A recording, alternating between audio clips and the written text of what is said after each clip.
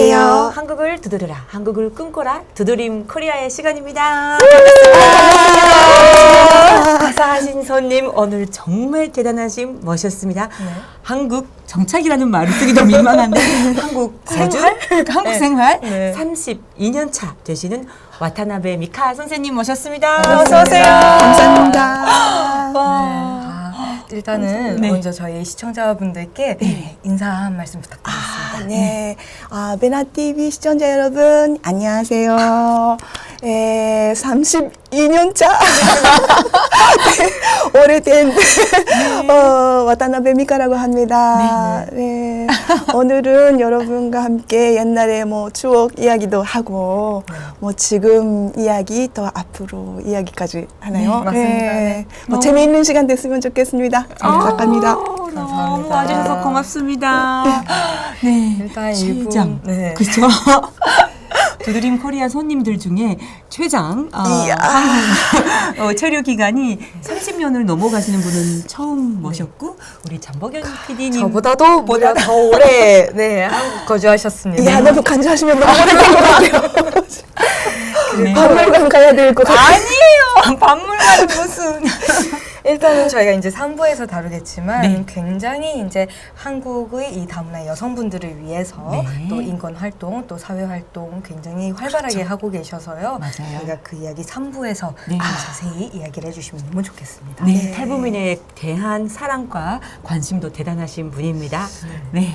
자, 먼저 그러면, 뭐부터 너무 궁금한 게 너무 많은데, 아마 이제 선생님은 이제 신문 기사로 나오신 적도 있고, 이제 영상으로 TV에 방송에 러브나시아를 시작으로 정말 많이 나오셨기 때문에 아시는 분도 많으시겠지만, 오늘은 뭐 타 방송에서도 말씀 안 해보셨던 뭐 개인적인 라이프 스토리를, 말씀해 주셨으면 좋겠습니다. 네. 저도 기대가 됩니다. 편하게 그냥.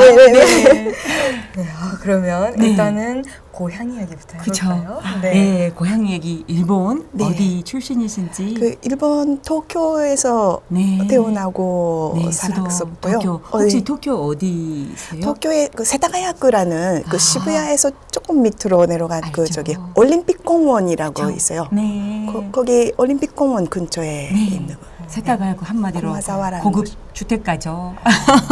참 살기 좋은 세타가야쿠. 조용한 곳이었습니다. 그렇죠. 네, 잘 압니다. 네, 세타가야쿠에서 그러면 세타가야쿠에서 태어나고 자라신 거예요? 네. 정말 도쿄만 내서 자라신 도쿄 분이시구나. 네, 한국에 오기 전까지 계속 도쿄에 있었어요. 일본은 사실 지역별로 그 특산품 이렇게 상품하는 게 굉장히 잘 되어 있잖아요. 도쿄 그 계신 거리에 뭔가 그런 특산물 같은 게 있나요? 특산물이요. 그 히요코라는 그 병아리 과자가 그게 도쿄 건가요? 히요코 만주? 히요코, 그거 한국 분들도 많이 사오는 거. 저도 많이 들어봤어요. 그 병아리. 그게 도쿄역에서 많이 팔았던 것 같아요. 그리고 뭐 간다라든가 저기 거기 뭐죠? 저기 일본에 너무 오래돼서 사실 선생님은 일본보다도 한국에 더 오래 사셨잖아요. 그렇게 돼요. 그렇죠. 이제 한국에 사신 기간이 더 길어요. 아무튼 병아리 만주가 유명한. 그리고 조용한 참 좋은 주택가 세타가야라는 곳에서 자라셨는데 사실 저는 선생님 프로필을 보면서 그 선생님 어린 시절 이야기도 들어봐야 되겠지만 그 전에 선생님 부모님 이야기가 아주 인상 깊고 아주 궁금한데 중요합니다. 먼저 이제 아버님께서 태어나신 곳이 제 아버지가 그 북한에서 태어나셨어요. 한경북도 나진이라는 곳에서 나진 선봉으로 유명한. 그래서 태어나시고 어린 시절을 지내시다가 이제 전쟁 끝나고 전쟁이 끝나고 다시 일본으로 오셨는데 그래서 그 어린 시절 그 먹었던 음식 같은 거 굉장히 좋아하시고요. 뭐 만두라든가 냉면, 그러니까 매운 음식도 좋아하시고 그러셨어요. 그러시구나. 완전 그냥 한국인 입맛. 좋네요. 네. 아버님이 그러면 나진에서 일본으로 가신 게 몇 살 때셨어요? 7살 때셨던 어린 것 같아요. 시절이셨구나. 네네네. 그리고 또 왜 나진에서 태어나시게 된 건지. 그 할아버지 일 때문에 할아버지가 네. 네. 어떤 네, 일을? 절도 회사에 그 만주철도라고 네, 알죠. 네, 만주철도. 네네. 네. 거기에 근무를 하셨었기 때문에 아, 네. 그러면 이제 그래서- 일제 감정기에 예, 예. 그 아예 그냥 일 때문에 할아버지께서 이제 한반도에서 북한에서 계속 지내시다가- 사셨었고 아, 내 아버지는 거기서 태어나시고 태어나셨고. 그리고 뭐 그 많은 곳에 옮겨 다니셨어요. 그러니까 북한에서 또 그 만주 뭐 중국 그렇죠. 또 가시고 네, 철도 노선이 그 중국 쪽으로 쭉 가니까. 예. 아, 그렇게 지내시다가 와. 7살에 다시 일본으로. 네. 그러셨구나. 그러면 이제 어릴 때 뭐 북한에 대해서라든지 뭐 음식을 주로 통해서 음식을 뭐 좋아하셨고요. 음. 그 굉장히 뭔가 그 지금 생각하면 네. 기질도 약간 한국 사람처럼 뭔가 네. 막 사주고 뭐 술 좋아하시고 정이 근데 같이 많고. 예. 그러니까 친구끼리 막 먹으면 다 사주고 막 그런 거를 엄청 좋아하셨어요. 그러니까 그런 것도 지금 생각하면 좀 한국 사람 기질이었던 거 아닌가. 아, 그러셨구나.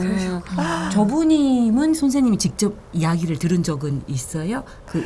그때. 아니요. 이미 돌아가셨었어요. 아. 제가 태어나기 전에. 음. 예, 예. 아, 그럼 예, 직접. 저는 뭐 할아버님은 뵌 적이 없어서 아, 직접 그러시구나. 들어본 적은 없지만은 네. 그 아버지를 통해서 그런 이야기를 들었고 또 할머니가 이렇게 그 도망 오실 듯이 이렇게 배 타고 그렇죠. 본토로 오신 그쵸. 그때 이야기도 좀 들었고요. 아, 그러니까 뭐 그때 모든 것을 놓고 막 허던지든 도망갈 듯이 오셨는데 갑자기 전쟁이 나서. 끝나서. 예, 전쟁, 끝나서 해방. 예. 45년 해방 때. 해반 때, 말씀하신 거죠? 예. 그러니까 그때 뭐 제인의 법으로 그렇잖아요. 이렇게. 그렇죠. 예. 희생된 그러니까- 분들도 많고 돌아가고 일본으로. 예. 그래서 막 도망갈 듯이 가지고 있던 걸 모두 놓고 뭐 그때 몇 개만 뭐 반지라든가 그런 것만 몇 개만 이렇게 어디 챙기셨죠. 옷에 뭐 숨기시고 네. 겨우겨우 몸 하나만 돌아오셨다. 뭐 그런 이야기를 많이 들었었어요. 아, 그러면 할머니 말씀은 직접 들으셨어요? 네. 아, 그러셨구나. 아무튼 우리 한반도랑 인연이 참 네. 깊으신데. 네. 어릴 때 그러면 이제 동경에서 참 곱게 자라신 것 같더라고요. 보면. 잘 모르지만 예, 가족이 이제 그러니까 같이 사신 게 어떻게 되시나요? 가족. 할머님 그리고 이모 할머니하고 할머니 두 분이 계셨어요. 이모 할머니. 예. 어. 예, 그리고 그러니까 할아버지 두 분 다 돌아가셨고 예, 전쟁 때 돌아가시고 저기 할머니 두 분하고 우리 부모님하고 저하고 그리고 10년 제가 10살 때 여동생이 태어났어요. 그러니까 굉장히 10 많이 어, 나네요. 네네. 10살 아래 여동생이. 예. 여동생분 태어났을 때 귀여우셨어요? 아니면 좀 네, 예뻤어요? 이뻐서 네. 제가 그 유모차를 이렇게 밀고 10살에? 산책하는 게 제일이었어요. 네. 네. 그러셨구나. 윤쌤이면 어머님은 어떤 분이셨어요? 어머니. 저희 어머니는 좀 약간 귀여우신 분? 귀여우신 분? 예. 굉장히 그 소녀 같은 그런 분이셨어요. 그래서 선생님 살짝 소녀 같은 분위기 있으시잖아요. 네. 그죠? 분홍색 좋아하시거든요. 뭔가 이런 부드러운 인터뷰 할 때 분홍색을 꼭 네. 입으신다고. 네. 좀 강해 보여야 될 때는 빨간색. 빨간색을 네, 영상 찾으시면 빨간 옷 많이 나오실 겁니다. 영상 찾지 마세요. 너무 무서운 표정도 네. 나오면 안 되니까. 많은 활동. 깜짝 놀라실 것 같으니까. 그 얘기는 또 나중에 여쭤보도록 하고. 그러면 어릴 때 네네. 동경에서 자라면서 어린 시절 기억이나 추억 같은 거 어떤 게 생각나세요? 할머님이 두 분이 계셨으니까 굉장히 그 귀여움을 많이 받고 거기 저기 뭐죠? 그 비닐로 돼 있는 그 풀 같은 거 있잖아요. 네네. 동그란 거. 그런 거를 만들어 주셔서 거기서 뭐 분돈 놀았던 그런 생각도 나고 뭐 그 개를 키우고 있었는데 그 좀 2m 정도 되는 큰 거였어요. 대형견. 아키타견이라고. 아키타견. 네. 아키타견 진돗개, 예, 진돗개랑 비슷하게 네. 닮았는데 네. 커요, 되게. 네. 진돗개보다 한 2배 정도 그렇죠. 이렇게. 예. 근데 그게 제 아버지한테는 굉장히 얌전하고 뭐 이렇게 했는데 제가 아기 때 이렇게 그 모기를 이렇게 들고 있다가 그 제가 답답했나 봐요. 주는 타임을 놓쳐가지고 멀어가지고 여기까지 와가지고 얼굴을 막 물린 적이 있어요. 위험했네요. 어릴 때 아키타견은 집에서. 상당히 물면 그냥 안 끝날 텐데 어떻게 그러니까 다치셨어요? 그 애기보다 한 2~3배가 큰 거였는데 네. 근데 다행히 네. 뭐 이렇게 주인의 그 딸이니까 네. 뭐 이렇게 약간 세게 힘을 세게 안 물었던지 여기하고 네, 지금도 현도 있죠 여기하고 네, 있어요. 하고 여기 어머 어떡해. 이렇게 물렸어요. 뻔했네. 아, 그때는 그래도 크게 그냥 병원 가셔서 치료받고 아니요 그냥 빨간 거 있잖아요. 네, 빨간 약. 아까진이라고 아까진. 네. 그거만 바르고 어떡해. 그게 하셨다. 옛날 이야기니까. 그러니까 선생님 어릴 때니까 그러니까 그게 60년대 일본 맞죠? 네. 60년대 기. 네. 쇼와 쇼와 그런 시대시구나. 시대에 아주 옛날 영화에 나오는 그런 네. 시절. 그렇군요. 저도 여기에 이제 일본에서 시집 오신 분들 친구분들 많은데 네. 30년 넘어가신 분은 제가 오늘 처음 뵀거든요. 아, 저도 그러세요? 20년 넘어가지만 네네. 저보다 10년 먼저 오셨기 때문에 네. 정말 아무튼 네. 역사 시간. 네. 여기에는 이제 본인도 무의식적으로 한국에 대한 어떤 그리움을 가지고 있었던 것 같다라고 네. 써주셨는데요. 그러니까 어렸을 때 아버지께도 이야기를 많이 들으셨겠지만 네. 또 그 집의 분위기에서 뭔가 또 그런 한국적인 게 있었는지도 궁금하네요. 그 고향이 그 kyushu 구마모토예요. 네. 예, 그러니까 제가 태어난 것은 도쿄이고 네. 뭐 식구들이 다 도쿄로 이사 왔었는데 네. 그러니까 원래 아버지 고향이 그 kyushu 구마모토라는 곳인데 구마모토가 백제하고 좀 그렇죠. 인연이 깊잖아요. 그렇죠. 네. 백제 유민들이 많이 모여 살았던 그 저기 백제 마을도 있고 네. 그런 곳입니다. 그래서 기질도 굉장히 약간 한국적이라고 할까요? 그 정이 많고 베푸는 거 좋아하고 네. 그 솔직하고 예. 그런 또 아버지도 그렇고 할머니도 성격이 좀 그러셨어요. 그러시구나. 네. 근데 아버님 살아계실 때 다시 한국으로 여행을 오시거나 그러신 적은 있으세요? 저기 그 새아버지가 그 신일본 채철이라는 네. 그 회사에 네. 다니셨는데 네. 제철 회사. 네네. 그 회사 일로 그 엔지니어였어요. 엔지니어 설계를 하신. 네네네. 그래서 그 파이프라인을 만드는 사업이 있어서 네. 북한하고 중국의 파이프라인을 만드는 그 일을 담당하셨었어요. 설계하고. 그 이후에 그래서 북한에 가신 적이 있었어요. 제가 어릴 제가 때요? 어릴 때 한 초등학생 때, 중학생 때 정도. 그러시구나. 네. 그래서 한국에 입국을 못 하셨었어요. 그래서. 뭔가 여기 남한 북한에- 쪽으로요? 네네. 네. 북한에 갔다는 예, 이유로. 그러니까 블랙리스트라고 할까 뭐 그런 그 여권에 남잖아요. 북한에 한번 그렇죠. 입국했다는 게. 네. 정보가 네, 그래서 그때는 한국에 그런 못 게 상당히 엄격했죠. 예. 그래서 뭐 나중에 제가 한국에 오게 돼서 오고 싶어 하셨는데 네, 네. 그러니까 굉장히 같이 살고 싶을 정도로 오고 싶어 하셨었어요, 사실은.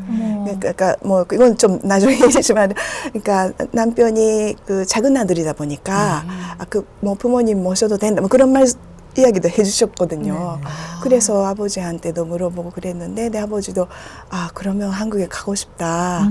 굉장히 원래 그리운 마음을 가지고 계시니까 한반도에 대한 그래서 같이 오고 싶다고 계속 하셨었는데 그 여권 때문에 북한에 한번 입국했다는 것 때문에 한국에는 입국이 안 됐었어요. 그때면 결혼하셨을 때 80년도 네, 후반인데도 80년대 말. 네네. 그때도 안 됐어요? 안 됐었어요. 네. 와, 안 된다고. 몰랐어요. 네. 와, 그러면 이제 결혼하시고 한국에서 사시는 미카 선생님을 만나러 온 적도 아버님 없으신 못 오신 거죠, 못 오신 거예요? 네. 한 번도? 네. 결국 돌아가셨다고 네, 맞죠? 네, 아버님 맞아요. 돌아가셨다고. 네. 한국에 못 오신 채로. 그러게요. 그렇죠. 그러니까 같이 살고 싶을 정도로 생각하셨었는데 한국에서 그렇죠, 같이. 그렇죠. 예. 정말 그렇게 애정이 기쁘시다. 깊으신 분이었는데 그러셨구나. 아쉽네요. 자 그러면 어릴 때 다시 돌아가셔서 네. 그 학교 생활이나 중학교 고등학교 네 중학교 고등학교도 네. 좀 유명한 사립여고 네. 미션 스쿨을 다니셨네요. 이제 초등학교는 일반 공비 네. 초등학교를 다니셨나요? 네. 뭔가 어릴 때 추억 뭐 한국 분들께 이게 공유하고 싶은 추억 학창 시절 학창 시절 아, 어릴 때는요. 네. 굉장히 좀 내성적이었어요. 네.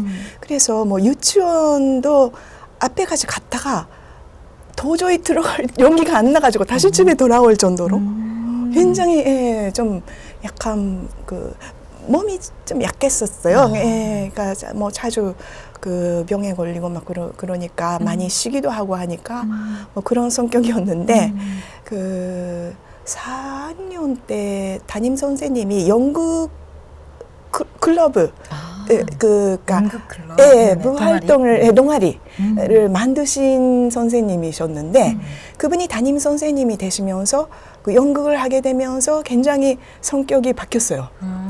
좀 약간 그 활발하게. 예. 아, 거기서 연극과의 만남이 시작되셨구나. 아, 네네. 사실 이분이 한국에서 국회에서 1인 연극 명성황후의 주인공으로 연극을 하신 분이시거든요. 그 얘기는 나중에 또 여쭤보겠지만 4학년 때 그 연극 동아리에 네, 그러니까 담임 선생님과의 만남으로 많이 바뀌었고, 네, 연극을 하면서 또 저기 한국계 배우들을 또 만나게 됐고요. 그러니까 계속 한국과의 인연이 있어요.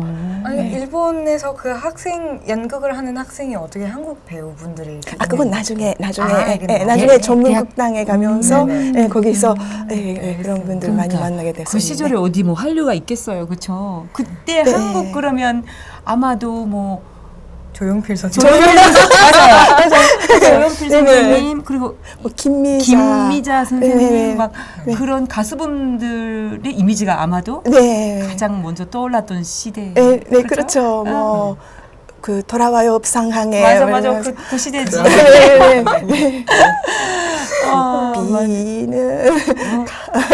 비는 일본 말로도 굉장히 그렇죠. 유행됐었거든요. 맞아요. 읍상고에 가을에 맞아. 연말에 홍백 가요전도 뭐 한국 맞아요. 가수 꼭 그런 네네네. 분들이 나오시고 네네. 막 그런 시대였죠. 뭐 네. 요즘에는 트와이스가 나오고 그렇지만 BTS의 시대지만 그렇죠. 그랬던 시대고. 근데 이제 중고등학교 때부터는 이제 기독교 미션 스쿨을 네네네. 다니셨는데 네. 그거는 부모님께서 원하셔서 아니요, 제가 꼭 가고 싶다고 해서 갔었어요. 네, 왜요? 특별히 집은 특별히 뭐 전교가 없었는데 굉장히 이미지가 좋았어요. 그 학교에 좀 꼭 가고 싶은 학교이기도 하고요. 네, 뭐 교복이 이쁘기도 하고. 이쁘죠. 도요에와 조각구인 유명합니다. 중요합니다. 네, 유명해요. 네, 그래서 뭐 그런 처음에는 그냥 분위기, 이미지 뭐 그런 것 때문에 가고 싶어서 갔는데, 네, 거기서 굉장히 저에게 뭐 칼처 쇼크라고 할까요? 충격적인 또 만남이 있었는데, 그 어느 날 그 한국 목사님이 오셨어요. 네, 한국 목사님이 오셔서 그런 그 일제 시대의 그런 신사 잠배에 그러지 않았던 독실한 크리스찬들이 희생되신 그런 간증을 하신 적이 있어요. 근데 그때 일본이 그렇게 죄를 많이 지었구나, 막 그렇게 사춘기에 굉장히 충격적이었고, 그때 희생된 그런 이야기도 듣고, 정말 뭔가 깊이 다가왔어요. 저에게 그런 한국에 대한 그런 뭐라 그럴까, 그 일본이 해왔던 일에 대한 일을 꼭 뭔가 좀 그 죄값을 갚고 싶다, 뭐 그런 생각이 들었었고요. 그때가 중학생이었어요? 중학생, 중학생이 생각하기 어려운. 그러니까요. 네, 불사조처럼이라는 책을 쓰셨. 그기 나왔는데 그 간준집이에요. 불사조처럼. 예예예. 후시조노 고토쿠라는 그런 책인데 굉장히 그때 한국이라는 나라가 정말 신앙에 깊은 것이구나. 그런 역사적으로 한국의 기독교가 정말 대단한 그런 역사가 있구나. 그때 처음 알았어요. 네, 또 이웃 나라인데 일본은 기독교가 별로 없잖아요. 그렇죠. 네, 거의 없잖아요. 거의 네. 1%도 안 되죠. 네. 0. 몇 프로. 네, 그렇죠. 네. 그래서 그때 정말 한국이라는 나라가 뭔가 정말 특별한 곳인 것 같아. 그 아버지가 태어난 곳이기도 하지만 그리고 북한이 옛날에는 동양의 예루살렘으로 불렀었잖아요. 평양의 부흥. 예. 상당히 기독교가 예, 원하는 예. 곳인데. 그리고 실제로 한국에 와 보니까 뭐 빨간 십자가가 굉장히 그런 길거리에 굉장히 많습니다.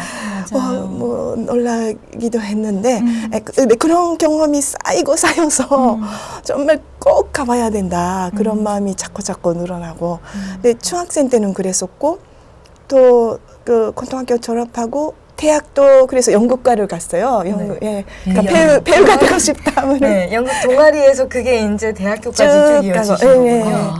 쭉 이어져서 와세다 대학 연극과 네. 맞죠.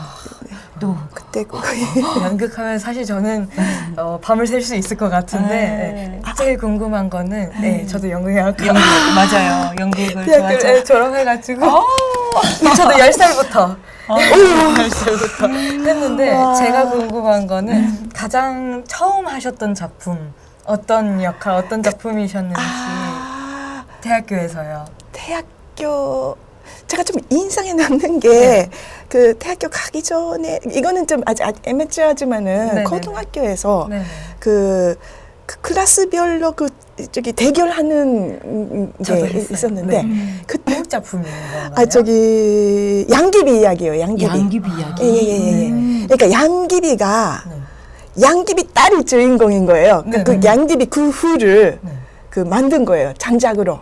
창작으로. 장작극으로. 그러니까 양귀비에 만약에 딸이 있었다면 이런 이야기를 만들었어요. 그러니까 양귀비 절세미인의 그 양귀비에 딸이 있었는데 위험하니까 도망가가지고 어떤 가난한 유모가 키웠어요. 만든 이야기예요. 이렇게 가난한 집에서 막 하는데 근데 환제가 겐소 현종이 너무 정치를 잘못해가지고 막 하는 민중들이 어려웠잖아요. 근데 가난하게 살다가 유모가 죽어요. 근데 유모가 죽어가지고 그 딸이 내 엄마를 죽인 그 환자에게 복수를 하겠다. 이렇게 마음을 먹었는데 절세미인의 딸이니까 역시 절세미인이에요. 그래가지고 환자가 사랑에 빠지나요? 수청을 들라고 딸인 줄 모르고 데리고 오라고 한 거예요. 절세미인이 소문을 듣고 근데 만났더니 딸인 거예요.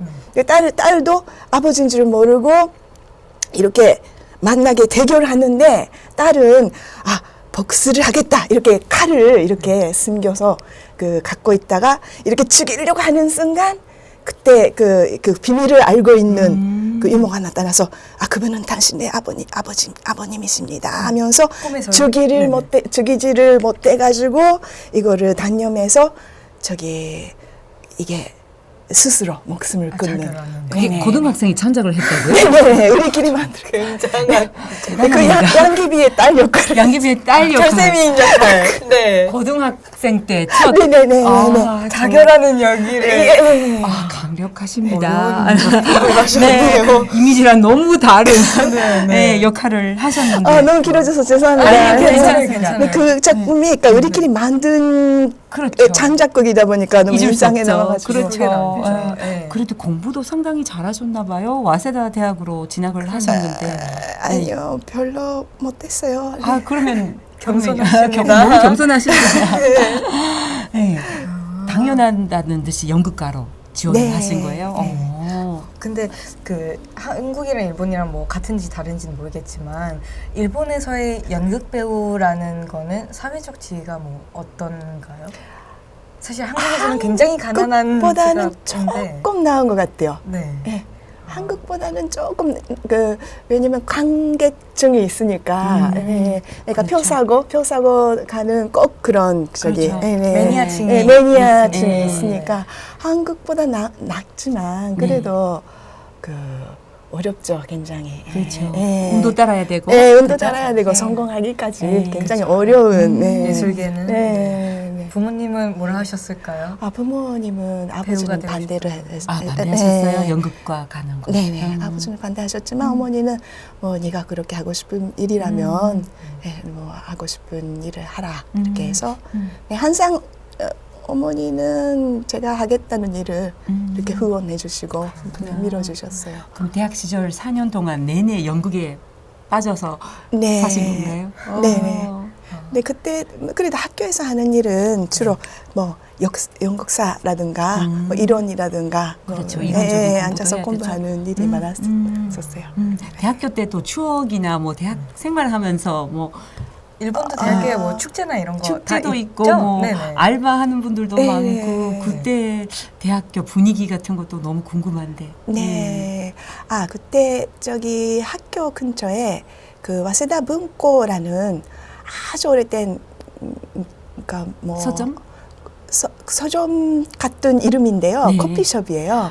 커피숍인데 네. 굉장히 오래된 건물에다 약간 그 저기 분위기 옛날 레트로한 분위기? 레트로한 분위기에 네, 거기서 이렇게 아르바이트를 했는데 알바도 거기에 하셨구나. 계시는 그러니까 거기 그 와세다 오비세요. 그 오비 졸업생. 애들이 하시는 그러니까 사장님 부부도 원래 뭐 계속 오비로 계셨던 분이고 거기에 뭐 책도 쫙 있고 뭐 굉장히 그런 약간 그 분위기 있는 문학적인 예술적인 그 분위기 넘치는 지금도 있어요? 지금은 안타까운데 없어졌어요. 없어졌구나. 너무 건물이 너무 오래돼가지고 오래돼가지고. 네, 역사적인 자리였어요. 거기서 유명한 작가도 거기에 다녔었.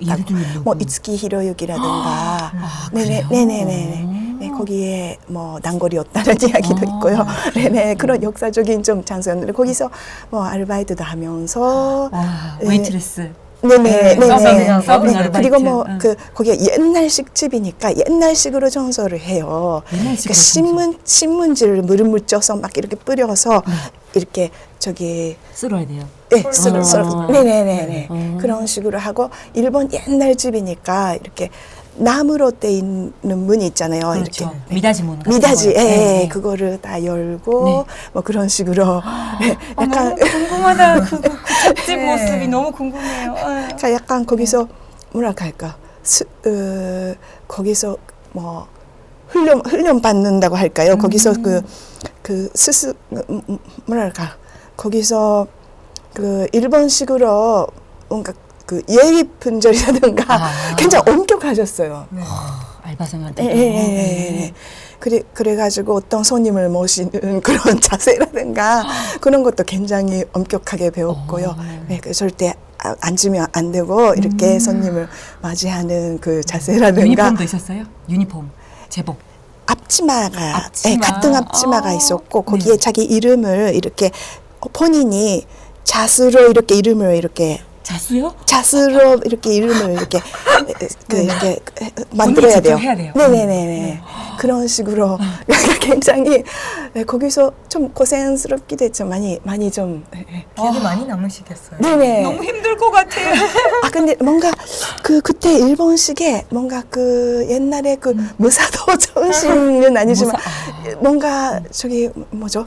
그 예절. 네. 그런 거를 많이 배웠던 오래 기억이 하셨어요? 납니다. 그 알바. 꽤 오래 했었어요. 그 당시 참고로 시급이 얼마셨는지 시급이 얼마였죠? 한 500엔? 500엔? 500엔에서 550엔으로 올라갔던 거. 그런 기억이 납니다. 와, 알바도 하시고 네. 와, 의미 있는 알바를 하셨네요. 역사적인 지금은 사라진. 네. 와세다 문고. 네, 아름다운 시절인 것 같아요. 네. 또 대학 생활에서 또 기억에 남으시는 게 있으실까요? 학교 생활에서. 뭐 수업은 별 수업별로 그렇죠. 수업 외가 바쁘죠. 네, 네. 거의 학교 외에서 바빴던 것 같아요. 그렇죠. 대학 생활이라는 게. 예. 그러면 이제 대학으로 졸업하시면 연극 배우가 되자 막 이런 꿈이 있으셨어요? 네, 네. 그러니까 학교 다니면서 이제 극단에 저기 연극생으로 들어갔었어요. 진짜 극단에 입단을 하셨구나. 네. 수습 배우는 월급이 있어요? 아니요, 연극생은 없어요. 그렇죠. 연극생은 없어요. 맞아요. 없어요. 그러면 사실 수습 한국이랑 같은지는 모르겠어요. 네네. 이 극단마다 또 다 다르지만 수습 배우는 처음에 그 역할이 없고, 이제 그 세컨드라고 하나요? 그냥 주인공의 이제 대사들을 외워놓고 보통은 무대 청소 많이 하죠. 무대 청소하고 스태프로 활동을 많이 하는데, 그러니까 무대에 올라가면서 스태프도 해요. 그렇죠. 그러니까 그 무대에 있을 때가 제일 한가한 거예요. 맞아요. 그래가지고 빠지면 할 일이 엄청 많은 거예요. 이거 지금 오히려 무대 뒤에서 이렇게 지금 이렇게 해서 저기 소품 준비도 하고 옷 이렇게 들고 그것도 하고 그리고 뭐 저기 제가 있던 극당이 약간 텐트를 치고 하는 그런 극당이었어요. 천막 네네네네. 좀 유명한 곳이었거든요. 빨간 텐트로 유명한 상황 조교劇場라고 약간 좀 지금도 있어요? 말씀드리기가 지금도 그 이름이 바뀌었어요? 있긴 있어요. 지금도 있긴 좀 약간 바뀌었지만 계속 있긴 있는데, 그러니까 예를 들어서 뭐 여러 가지 신사에서 텐트를 치기도 하고 여러 가지 하는데 그 오사카역 그러니까 큰 역에는 이렇게 부지가 넓잖아요. 그렇죠. 광장 같은. 네네네. 그 부지 안에 텐트를 치고 했는데 손님들이 그 역의 화장실을 사용하시잖아요. 네네. 그러니까 이게 저녁에 뭐 한 7시 8시에 시작하면은 9시나 9시 반쯤 끝나잖아요. 네, 9시 아니야 10시 정도 끝나죠. 10시, 9시 반이나 10시쯤 끝나는데 그 사이에 그 화장실 청소도 다 해야 되는 거예요. 역 화장실. 네네네. 그러니까 그 무대에 있을 때는 제일 한가하고 무대에 빠지면은 막 뛰어가가지고 그 엄청 더러운 화장실 청소를 하고. 화장실을. 네네네네. 거기를 분장실로 사용해서 청소를 해야 됐던 거예요? 분장실이 아니라 그냥 손님이 사용하시니까. 네네네. 손님분들이 관객분들이 사용하시니까. 네네네. 네, 그래가지고 청소까지 마치고 다시 무대에 올라와서 이렇게 헉하면서 연기를 하실 뭐 연기할 만한 연기는 없어요. 그때는 뭐 대사가 뭐 몇 개밖에 없으니까요. 뭐 그런 식으로 해서 그 극단에서 몇 년 동안 활동하신 거예요? 2년 정도. 2년 정도. 그럼 한국 오시기 전까지. 네. 그러니까 그 후에 몇 년 또 있다가 한국에 왔는데. 네네네. 2년간 그러면 극단 활동 하시다가 그 다음에는? 그 다음에도 뭐 여러 가지 했었어요. 그러니까 계속 연기 공부도 하면서. 그러니까 그 극단은 일단 그만둔 후에 연기 뭐 연습도 하고 공부도 하고 이렇게 하면서 또 여러 가지 그 단체 활동. 시민단체하고도 관여하게 되고 그래가지고 이제 처음에 한국에 오게 된 계기가 된 저기 그 안보 관련 세미나. 네네네네. 네. 이게 안보 관련 세미나라는 게 그 시민단체 활동의 일환으로 그 저기 안보 세미나라는 게 있었어요. 그 당시 그러니까 그것도 한일 교류 차원에서 그 한일 문화교류 협회라는 게 있었는데 그때 일본이니까 일한 문화교류 협회라는 게 있었는데 거기서 여러 가지 그 한국의 역사에 대해서도 배우고 그 여러 가지 문제점에 대해서도 배우고 그때 위안부 할머님을 모시고 그 이야기를 듣는 그런 그 모임 같은 것도 많이 했었어요. 거기서 계속 한국이랑 인연이 네, 그런 일환으로 처음으로 한국에 오게 돼서 그 세미나 참석자 이렇게 판문점에 오게 된 것이 처음으로 한국에 오게 된. 그게 몇 년도 이야기예요? 87년도. 그게 87년도. 87년도면 우리 장 국장님이 태어나지 않았어요. 태어나기 무려 7년 전입니다. 그렇게 되는 거구나. 사실 제가 궁금한 거는 이런 그 시민 활동, 시민 단체 활동에 어떻게 관심을 가지게 되셨는지. 그러네요. 네, 왜냐면 연극 활동을 하시다가. 하시다가 네네네네. 이 시민 단체 활동은 또 다르니까요. 네네. 맞아요. 네.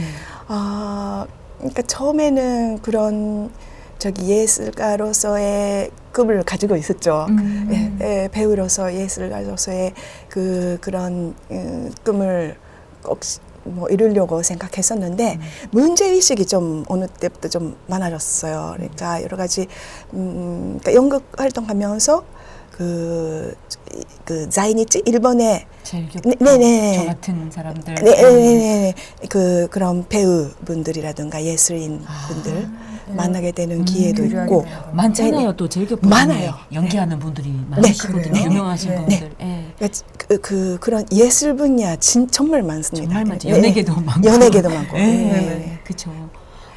거기서 연기를 하다가 만난 게 제일 교포나 네네네네. 한국도 네. 분들 만나시고 네. 어떤 문제의식을? 그러니까 한마디로 차별이라는 말을 쓰고 싶지는 않은데요. 뭐랄까 좀 약간 말이 안 되는 여러 가지 고민 그리고 그런 어떤 그러니까 저도 지금 그렇습니다만은 자기가 한국인이라고 하기도 좀 그렇고 일본인이다라고 하기도 그런 입장에 있지 않나요? 그 가운데 네. 그런 사이에 있는 그런 독특하면서 그런 나만의 아이덴티티라고 할까요? 그런 문제의식이 굉장히 커졌습니다. 그때 접하면서. 그리고 거기에다 저는 중학생 때부터 굉장히 그런 죄책감, 죄의식이 많았었으니까. 그게 쭉 이어져갖고. 네네. 그러니까 뭔가 직접 한국에 가서 직접 내 눈으로 확인하고 내가 내 몸으로 이렇게 경험해서 내가 알아야 뭔가 내가 누군지 알 수 있을 것 같고 내 아버지가 태어나셨던 것, 근데 왜 거기에 못 가고 왜 그런 어려움이 있고 그런 모든 갈등 그런 문제가 내 문제로 너무 커진 겁니다. 그런 시기에. 네. 그래서 그런 안보 관련 세미나에 참석한 것도 그런 최정선이잖아요. 38선. 네. 거기에 일정의 판문점 시절도 있었고 하니까 꼭 그 자리도 가보고 싶었고 내가 직접 몸으로 경험하고 확인하면서 혹시 뭔가 내가 살면서 그런 문제들을 할 수 있는 뭔가 작은 역할이라도 할 수 있으면 더 보람된 일이 아닐까. 네. 그게 시작이었군요. 네네네네. 연기를 하시다가 이제 단체 활동 하시게 되면서 어떤 문제의식이 태어나시고 그게 이제 한국을 향한 마음이 계속 솟아나오신 게 알겠습니다. 자, 그러면 이제 어떻게 해요? 38선 여기서 한번 끊고 처음으로 87년도 안보 세미나로 한국으로 판문점에 방문하시는 이야기. 혹시 박향수님도 판문점에 저도 비슷한 시기.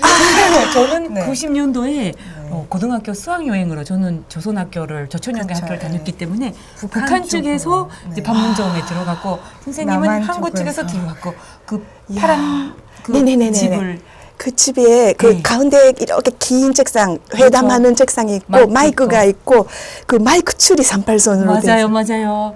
그 안에서는 저는 그때는 남조선에 가도 된다고 한국 쪽으로 들어갔고 선생님도 북한 쪽으로 북에 땅을 밟았고 맞아요.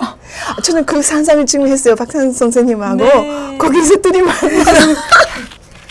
만나서 교환하는 그 상상을 하니까 그러네요. 비슷한 시기에 비슷한 곳에 있었구나. 저는 이제 학생으로서 고등학생으로서 거기 있었고요. 아무튼 정작 한국 사람인 저는 한 번도 가본 적이 없는. 그렇죠. 가기 힘들죠. 그것도 아이러니하네요. 그렇죠. 자, 자세한 이야기를 2부에서 계속 듣도록 하겠습니다. 잠시 쉬었다가 돌아오겠습니다. 감사합니다. 감사합니다. 시청자 여러분, 지금까지 두드림 코리아 시간이었습니다. 베나TV가 현재도 대한민국 사회와 다문화, 탈북민 사회를 연결해주는 가교 역할을 할 수 있던 것은 모두 따뜻한 마음과 응원해주시는 시청자 여러분 덕분입니다. 지금 현재도 아픈 상처를 가슴에 묻어두고 누구에게도 말하지 못하는 많은 분들이 있습니다.